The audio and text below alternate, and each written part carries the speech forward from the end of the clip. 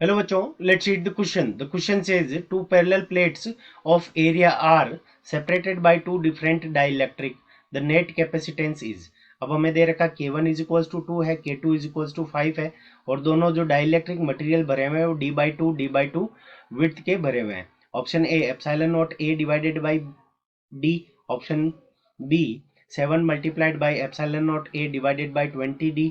Option C 20 epsilon naught A divided by 7d and option D 2 epsilon naught A divided by D. D क्या है, दोनों के बीच का separation है. ए क्या है, एरिया ऑफ प्लेट है. सो इस क्वेश्चन को करने के लिए हमारा जो की कंसेप्ट होगा, की कंसेप्ट. अब की कंसेप्ट के अंदर हम सबसे पहले क्या करेंगे, हम ये मान लेंगे कि ये दोनों जो डाइलेक्ट्रिक मीडियम है ये दोनों मिलके ये एक हो गया कैपेसिटर, ये कैपेसिटर दूसरा हो गया, ये दोनों सीरीज में जुड़े हुए हैं. तो जो इन दोनों का सीरीज में जुड़ने के बाद में जो इक्विवेलेंट आएगा वही हमारा इक्विवेलेंट कैपेसिटेंस हो जाएगा, नेट कैपेसिटेंस हो जाएगा. तो नेट कैपेसिटेंस को सीरीज के अंदर हम क्या लिख सकते हैं, 1/c is equals to 1/c1 plus 1/c2. So ये हमारा क्या हो गया, सीरीज के अंदर कैपेसिटर जुड़े हुए हैं तो उनका आ जाएगा. और सी हमारा क्या होता है, जब डाइलेक्ट्रिक मीडियम भरा हुआ होता है तो सी इज इक्वल्स टू हमारे पास में क्या होता है, के multiplied by epsilon naught A divided by distance दोनों के बीच में कितनी है, डी. सो यहाँ से हमारे पास में ये वैल्यू होती है. तो सबसे पहले हम C1 और C2 की वैल्यू ऐसे कैलकुलेट करते हैं. तो 1/c is equals to 1/C1. C1 के लिए हमें डाइलेक्ट्रिक कोफिशिएंट कितना दे रखा है, K इज इक्वल्स टू 2 दे रखा है.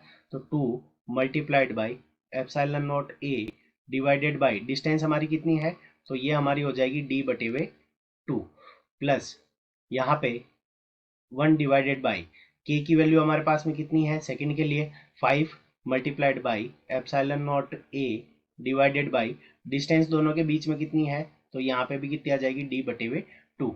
सो यहाँ से हमारे पास में 1/c की वैल्यू कितनी आ जाएगी, सो 1/c. तो ये d ऊपर चला जाएगा और यहाँ पे ये 2 नीचे आकर इससे मल्टीप्लाई हो जाएगा. तो यहाँ से हमारे पास में जो वैल्यू आ जाएगी d divided by 4 epsilon naught ए. और यहाँ पे हमारे पास में जो वैल्यू आ जाएगी d divided by 10 epsilon naught A. So यहाँ से हम क्या करेंगे, एलसीएम ले लेंगे. तो यहाँ से हमारे पास में जो वैल्यू आ जाएगी 1/c. तो हमारे पास में जो एलसीएम आ जाएगा वो कितना आ जाएगा, 20 एप्सिलॉन नॉट ए. तो 20 एप्सिलॉन नॉट ए एलसीएम आ जाएगा.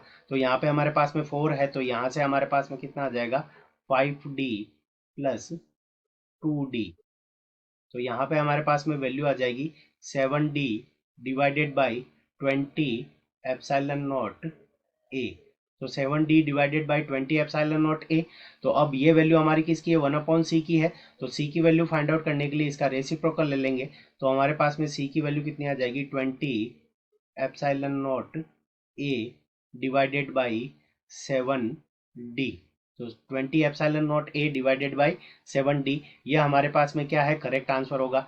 जो कि क्या होगा, इनिशियल अगर एयर भरी हुई होती तो उससे ज़्यादा है ये कैपेसिटर की कैपेसिटेंस. सो ऑप्शन सी के अंदर ये गिवन है. So option C is the correct answer of this question. I hope you understood it well. Best of luck. Thank you.